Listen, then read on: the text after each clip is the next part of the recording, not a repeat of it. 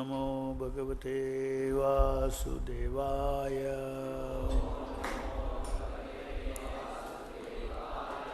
Reading from Srimad Bhagavatam, 4th Canto, Chapter 12, text number 27.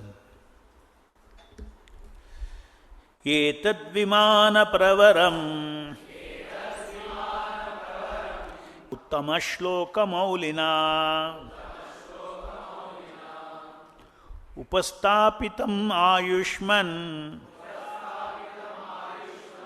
adhirodham tvam arhasi. Translation purport by Srila Prabhupada ki Jai. O Immortal One, this unique airplane has been sent by the Supreme Personality of Godhead, who is worshipped by the selected prayers and who is the chief of all living entities. You are quite worthy to board such a plane. Purport. According to astronomical calculation, along with the pole star, there is another star, which is called Shishumara, where Lord Vishnu, who is in charge of the maintenance of this material world, resides. Shishumara or Dhruvaloka can never be reached by anyone but the Vaishnavas, as will be described in the following shlokas. The associates of Lord Vishnu brought this special airplane for Dhruva Maharaj and then informed him that Lord Vishnu had especially sent this airplane.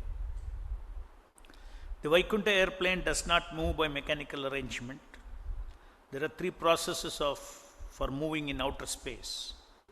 One of the processes is known to the modern scientist. It is called Kapota Vayu. Ka means outer space, Pota means ship. There is a second process also called Kapota Vayu. Kapota means pigeon. One can train pigeons to carry one into outer space. The third process is very subtle. It is called Akashapatana. This Akashapatana system is also material. Just as mind can fly anywhere one likes without mechanical arrangement, so the Akashapatana airplane can fly at the speed of mind. Beyond this Akashapatana system is the Vaikuntha process, which is completely spiritual. The airplane sent by Lord Vishnu to carry Dhruva Maharaj to Shishumara was a completely spiritual transcendental plane. Material scientists neither can see such vehicles nor imagine how they fly in the air. The material scientists have no information about the spiritual sky, although it is mentioned in Bhagavad Gita, Parastasmat Bhavo Anya, thus in the Bhaktivedanta purport. So, it is important to note that this unique airplane has been sent by the Supreme Personality of Godhead. It is not that there is a system where we go back to Godhead without the personal knowledge of the Supreme Personality of Godhead through some delegation process. In the material world, everything happens by delegation. When it comes to bhakti, when it comes to devotional service, the Supreme Personality of Godhead is a Supreme Personality of unlimited potentialities to have unlimited relationship with unlimited devotees. And each of these relationships are very unique in themselves, and that is the nature of Krishna's enjoyment. His unique relationship with soul A is different from his relationship with soul B in its variety. So Krishna has his relationship with all living entities, and therefore the whole process of self-realization is to develop personal relationship with the Lord as his servant, as a part completely dependent upon the Lord for sustenance, maintenance, protection, and for engagement. The Lord is the Supreme Father whom contains all living entities. And it is said here that there is a planet in the spiritual world, in the material world, Vishnu Loka, which is not material planet, it is spiritual planet, where he resides and from where he expands the Shirodaksha Vishnu into heart of all the living entities and into every atom. So here, Dhruva Maharaj is being sent a plane personally by the Supreme Personality of Godhead. That is how the Vishnu Dutas are conveying the love of the Supreme Lord towards Dhruva Maharaj. And Prabhupada explains in this purport that these things are not imaginary. These airplanes, spiritual airplanes. And Prabhupada explains that there are three types of materially moving around within the outer space. Whereas the arrival of the Vaikuntha planet, Vaikuntha plane, is transcendental to this, even beyond the speed of mind. And what is the speed of beyond mind is what? Spirit. In the speed of spirit. The speed of spirit is just wishful thinking of the spirit. It does not take any time, any material time, any duration of material time. Once a Lord decides to send an airplane to his devotee, instantly it arrives in the outer space. These are not imagination, because even today the modern scientists have not been able to even understand what is really space, what is really time.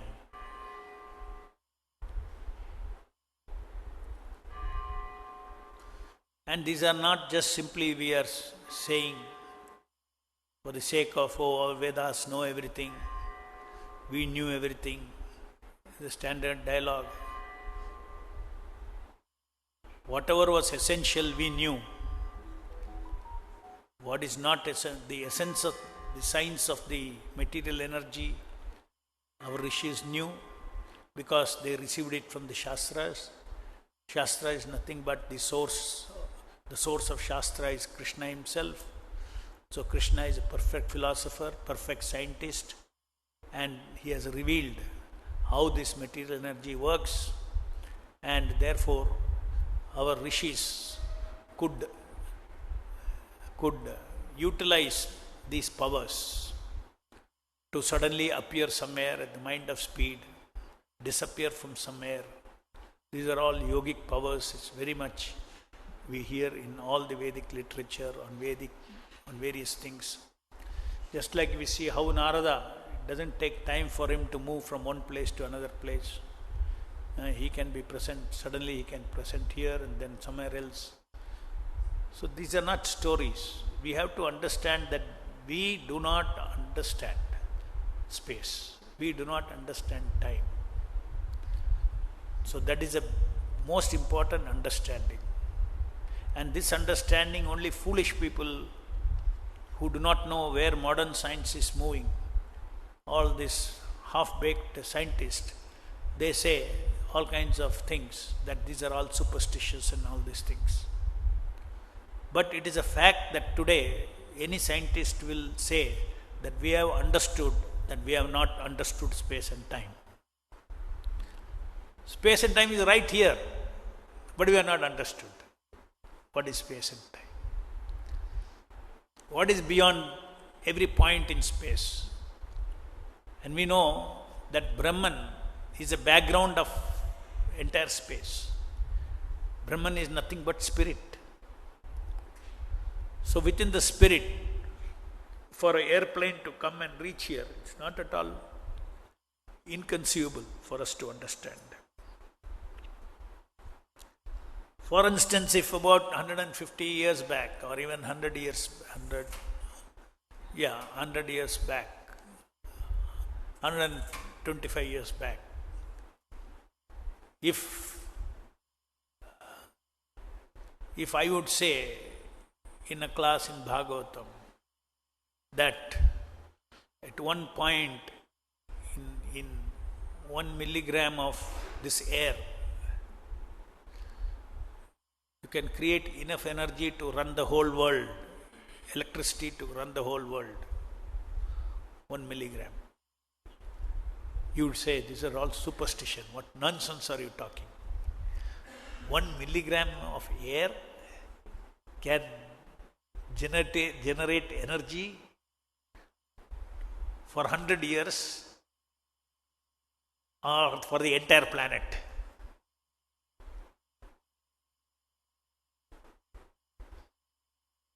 So now we know. So at that time we will say something is superstition. But now we know that science itself says E is equal to mc squared.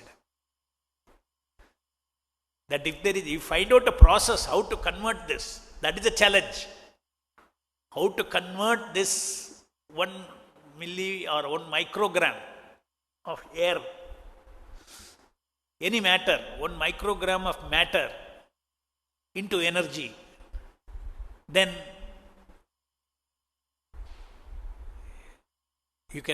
this can be a reality. Today it is not, they are converting atomic energy, they are converting matter to energy, to the process of fission. And in fact, this is a process that is going on in the sun also. Atomic fusion is going on, and that's why it is generating so much energy.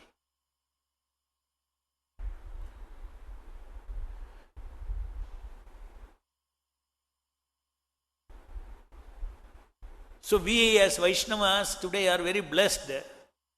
For our rational mind also, the modern scientific discoveries has broadened our horizon to understand that science doesn't understand anything, doesn't understand the bottom of anything. Science is only another form of, seeing how things behave and then how to utilize it for technology. That is all. They manipulate matter, they manipulate space, they manipulate time. But what is matter, what is time, what is space, nobody understands. Because it is Krishna's creation. It's unfathomable by a tiny brain.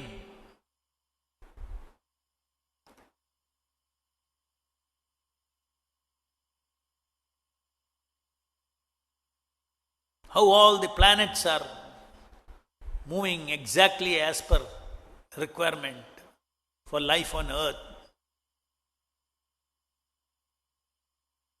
Krishna says these planets are in their orbit due to fear of me. Everybody is in obedience. Each planet has its own personality. Fear means personality is talking. And the planet is a body of that personality.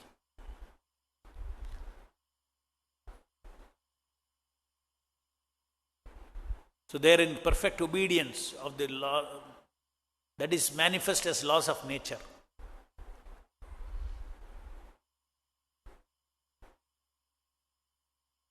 So, everything that is described in Srimad Bhagavatam, the rishis have seen with their transcendental potency, and they are describing. Now here Dhruva Maharaj, there are many things you can deduce from these pastimes of Dhruva Maharaj about the material world, material universe, transcendental world.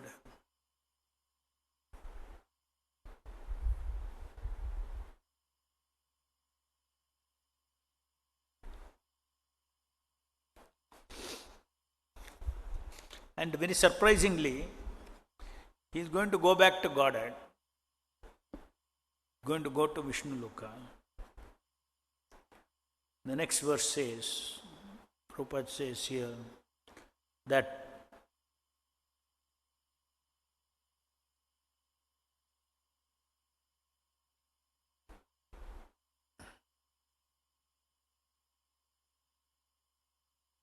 Loka can never be reached by anyone but the Vaishnavas, as will be described by the following shlokas. The next shlokas. The great sage Maitreya continued, Maharaj Dhruva was very dear to Supreme Personality of Godhead. Every jiva is dear to Supreme Personality of Godhead, but not when he is covered by his ahankara, because he is mad. If my son goes mad, I will love my son, but not his madness. I will only feel pity. Oh, he has gone mad. He is haunted by somebody else. Somebody else is in his body. Where is my son? And that person who is sitting in the body is saying, you are not my father. What will the father do? Father knows the truth. This man is speaking madness. I am his real father. Similarly, Krishna consciousness is covered in us, and all of us are dear to Krishna. Krishna is dear to us. That is the basic philosophy of Krishna consciousness. The basic tenet of Krishna consciousness, that we are awakening our Krishna consciousness. We are amshas of Krishna, inseparable amshas. That means there was a time when I was created or not created and will get annihilated. No. Krishna exists eternally, I exist eternally. And Krishna's opulence is that he has got a unique relationship with each living entity. That is how, even though there are countless jivas, yet the devotee feels Krishna is personal, because Krishna is personal to each one of us.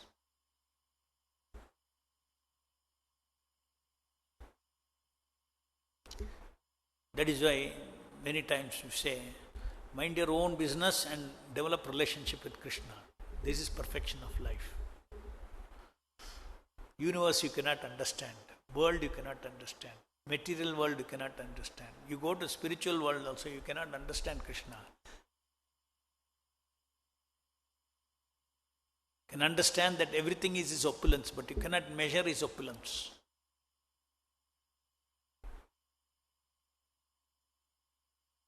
His opulence is unlimited, and his loving capacity is also unlimited.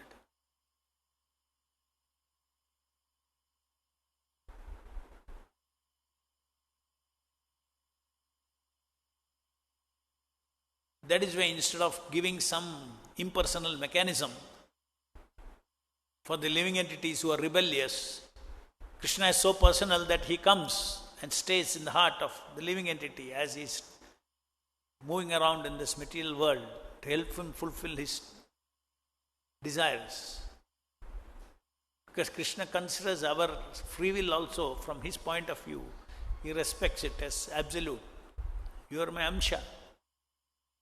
Ocean is salty, a drop of ocean is also salty. Saltiness cannot be removed from the drop. Similarly, Jiva's free will cannot be removed. Free will is beautiful. Without free will, there is no love. The spiritual world is full of love. Free will means voluntary. That is another aspect of our Vaishnava philosophy. So significant, so important is Krishna allows our free will to be free.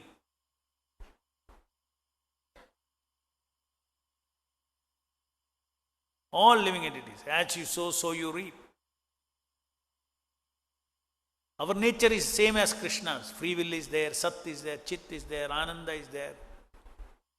As a tiny particle, has all the properties of the big particle of gold, like a big ball of gold.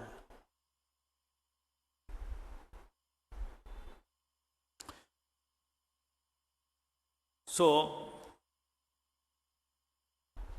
let me read this verse. Next point I want to make. Great sage Maitreya continued. Maharaj Dhruva was very dear to the Supreme Personality of Godhead. When he heard the sweet speeches of the Lord's chief associates in Vaikuntha planet, he immediately took his sacred bath, dressed himself with suitable ornaments, and performed his daily spiritual duties. Thereafter, he offered his respectful obeisance to the great sages present there and accepted their blessings. He is ready to go back to Godhead, but he is taking bath, getting ready. This I will talk tomorrow. Why? Why that is significant?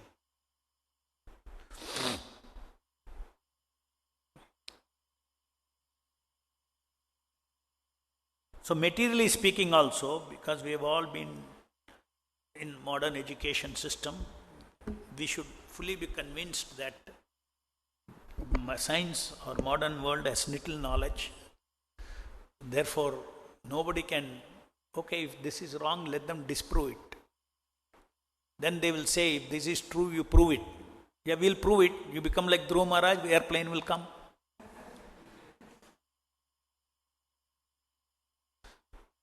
So onus is on you.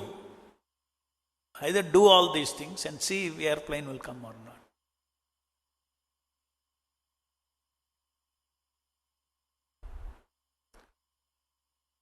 Material scientists can neither see such vehicles nor imagine how they fly in the air. Material scientist has no information about the spiritual sky, though it is mentioned in the Bhagavad Gita. So today, science is like God. That is the reason why Prabhupada, when it comes to common man, it's like God.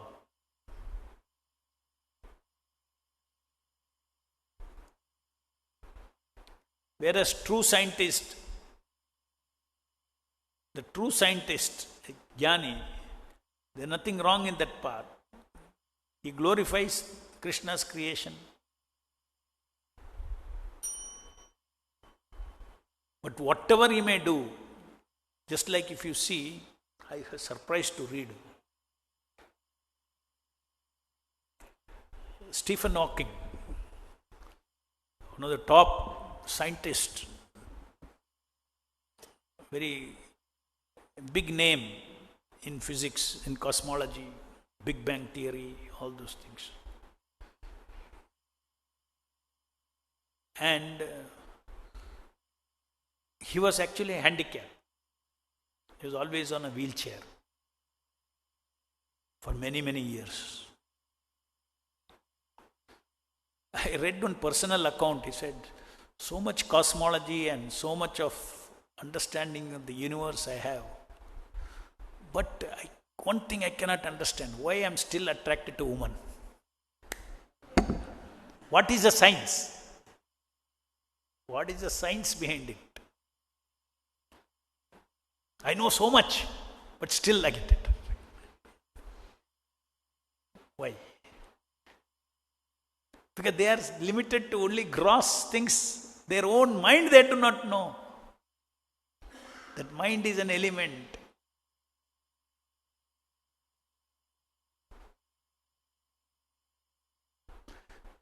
Because everybody wants to control, no?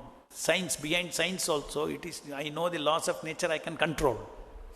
So he is unable to control this attraction. So he is questioning himself, why, what is this? But his conclusion is, no God, nothing.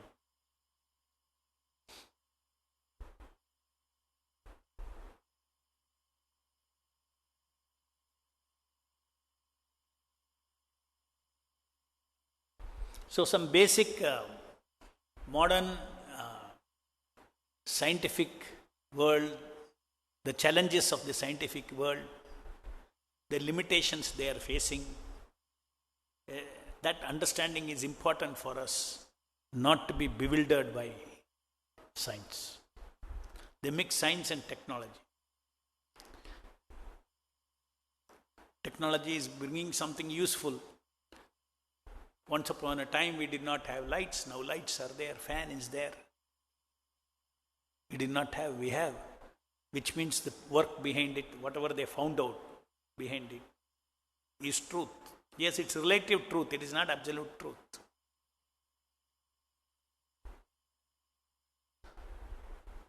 Material laws are simply correlationship. A, B, C, something is happening, they connect A, B, C. What is real A, B, C, they do not know. Or why A, B, C behaves like this, they do not know. If I do this, this happens. If I drop one stone, it falls. Law of gravity.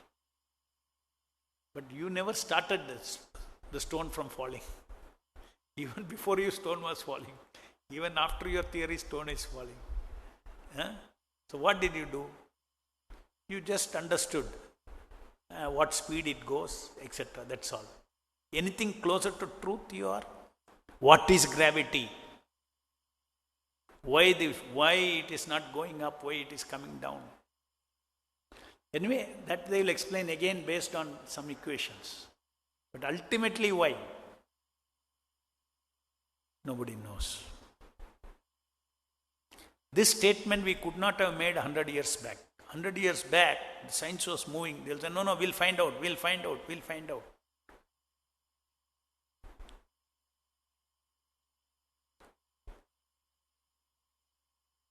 In the West, the science began like this, as a philosophy, seeking of truth.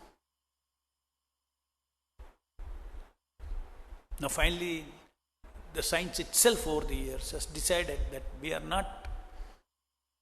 are studying the reality, but we are not after truth. Truth cannot, that is metaphysics, that is philosophy. We can never find. Any questions? Similarly, when we say Golokera Premadana Harinama Sankirtana, the spiritual dimension is everywhere. Is it true that when I chant Hare Krishna, the Nama Prabhu is incarnating from the spiritual world? Yes, spiritual world may be far, but when there is bhakti, there is no distance. Bhakti is the only law that governs the spiritual atmosphere. Ye tamam prabhadyanse tamste bhajamyam. It is also very important for us to understand this, to develop Shraddha, that Lord is on my tongue. It is not simply saying. His love is so much, His concern is so much, His compassion is infinite. Every quality of Krishna is infinite. Since His compassion is infinite and since I am infinitely fallen, still He can come on my tongue. I may be infinitely fallen, but He is infinitely merciful, therefore He can come on my tongue. You should have that faith. And the Shastra says He does come. He does give association. And the Shastra says this is the Surya of Satchidananda. The Lord comes with all His energies. And those energies enter the sound that we chant. Nam Nama Kari Bahuda Nija Sarva Shakti. Hearing that sound is embracing that Shabda Vigraha of the Lord. And it can counter all the forces of three gunas. And in another sense, all these also comes to, we can make another conclusion. That ultimately, material energy is spiritual energy. The table may vanish, but the energy that became the table is eternal. That energy is called pradhana. That is coming from Krishna, the unmanifested material energy. So ultimately there is nothing material or spiritual. See, within the material world there is a Vishnu Loka. Only all other planets will vanish, but that will not vanish. Yeah, that's made up of Chinmaya Jagat.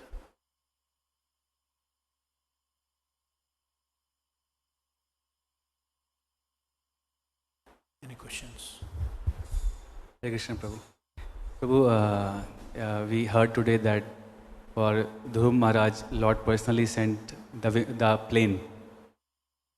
And also we hear that for that somebody who sees Lord Jagannath on the chariot, he goes, he gets liberation.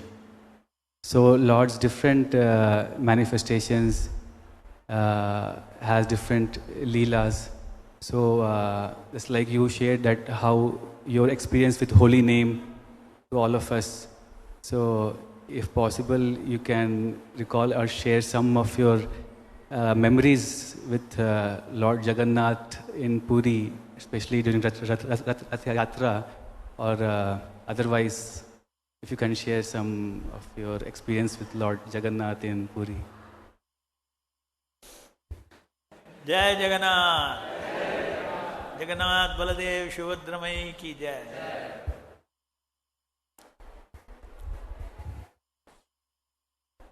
First time I saw Jagannath was in ISKCON, Chennai. At that time, Madras, 1981. So I was very amused because being South Indian, what is this? Three deities like this. Whom are they worshipping? But when they were introduced, it was most cutest thing I have heard. The Leela of the Lord, how this form Krishna took, Baladev took, Subhadra took. So in that temple, when I was in traveling Sankirtan party, we used to visit, traveling all over Tamil Nadu and Karnataka. When we were in Tamil Nadu, we used to go there often. Every month we go there, 3-4 days, be there. Again pack the books and then again go. So that time, every deity, you see, you relate with the deities, you got unlimited reciprocation. And Jagannath is very fast in reciprocating, very merciful, very fast in reciprocating. Just like how he is given himself in the hand of those pandas. We doing all this strict puja and all these things. We may say this is the only way. How Jagannath is, they are not this thing, that thing, will criticize. God, Krishna can do anything. Some of the pandas are fish eaters also. Only there are few selected pandas who don't take fish. The pandas take fish also.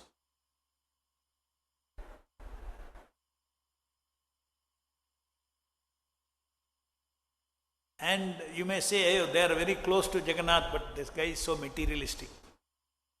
All Krishna can accommodate everybody. When he is come as Jagannath, he can give mercy to anybody because his mercy is costless.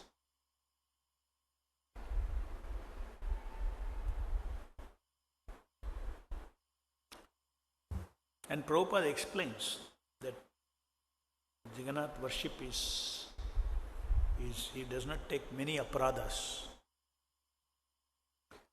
At the same time, Prabhupada wants that you should not be loose.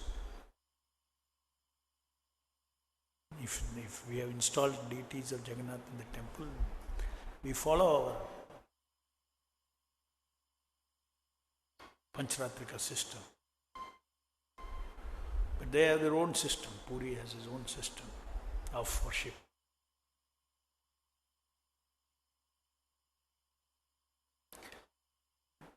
There's also a story of Ramanujacharya trying to introduce Pancharatrika system here, and he got ejected from Puri.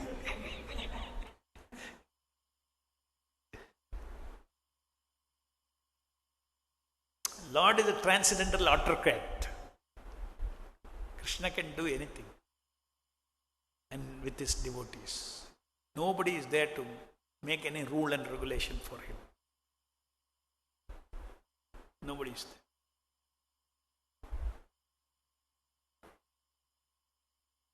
Therefore, when we stand before the Lord, we should think of His costless mercy. Not because you have a cause. You gave him not because you gave him a cause, therefore he gave you mercy. Cause may be symbolic or maybe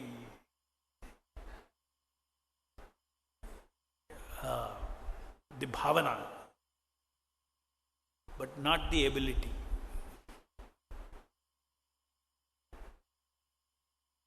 Just like the example given in Bhagavad Gita by Krishna, by Prabhupada in his purport, how the bird lost its egg to the ocean, and then its bhavana determination was to empty the ocean.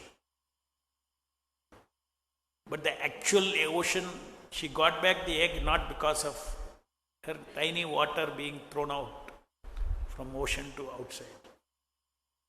Not because of that. But because of her determination to do it, not because of the act. Actual egg was recovered due to the help of Garuda. Similarly, our sadhana is also an indication of our determination to follow what the spiritual master has said in order to be eligible to get the gift what my spiritual master wants to give. That's all. There is no proportion. Because of my act of sadhana, I have to get. No.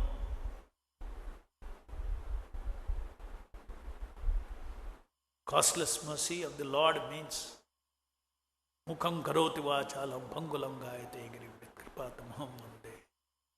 So, the dumb can become eloquent, the lame can cross mountains. These are the consciousness with which we should stand before Guru, consciousness with which we should practice standing before the deities, especially Lord Jagannath. Each deity have their own inclinations, their leelas and their inclinations. So that way, Jagannath, the very favorite deity of Gaudiya Vaishnavas, our favorite deity also. Jagannath Rathi Yatra ki. Any other question? Hare Krishna, Prabhu. Prabhu, you said the spiritual energy, material energy is also the spiritual energy of the Lord.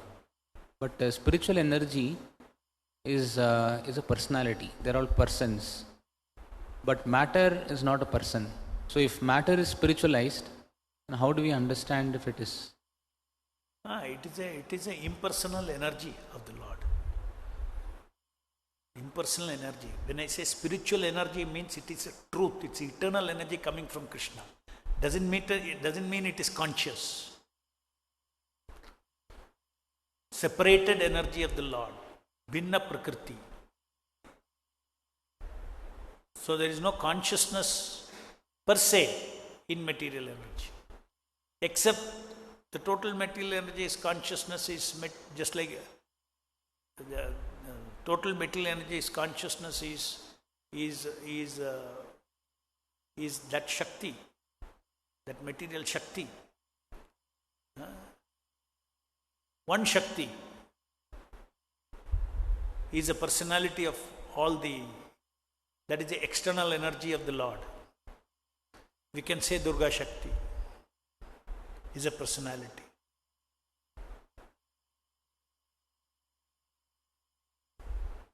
So, when we say ultimately spiritual, it is not about being conscious or not conscious.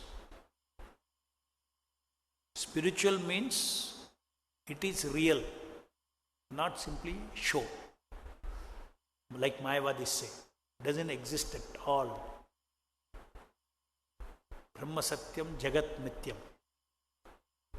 We say the table is Mithya, Kattal is Mithya, all that. But when it is manifest, it is Satya. Time is Satya. When it is manifest, Krishna's Leela, it is Satya. Creation, maintenance, annihilation, keeps on going, cyclic truth.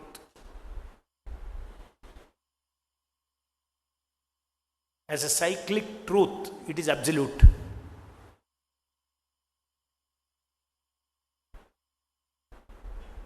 We can predict after annihilation, creation is going to come. So there is an energy which cycles its manifestation eternally in service of the Supreme Lord.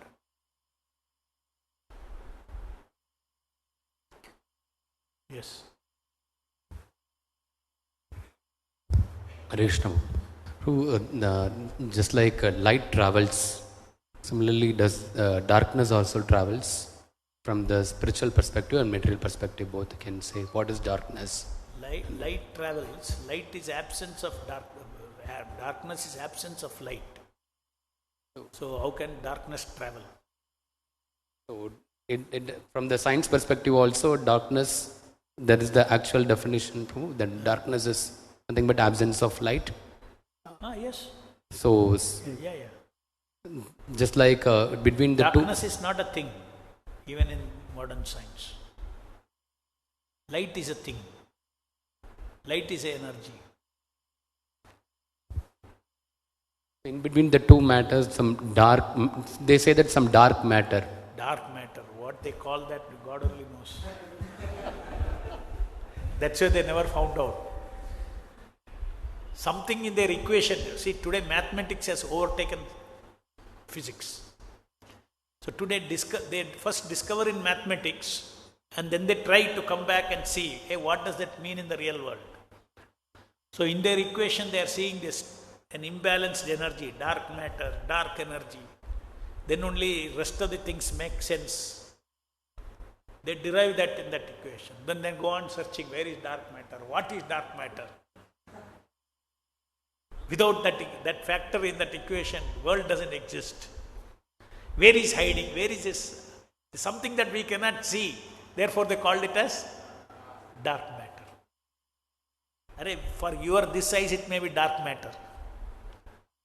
Isn't it? In related to your sight it is dark matter. But does it mean it is absolutely dark? It could be right here. You don't know. Just like 14 planetary systems. Where are those classifications? Where are those 14 planetary systems? Where is the structure that is being described as from the Brahma's, Vishnu's lotus flower, the 14 planetary system in the axis of the... nothing can be seen. So that is what probably is dark matter.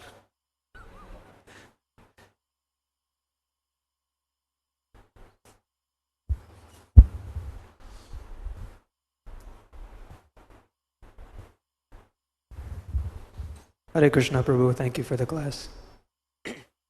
In a previous class on Dhruva Maharaj, you mentioned that he had to do sadhana bhakti at the end of his life.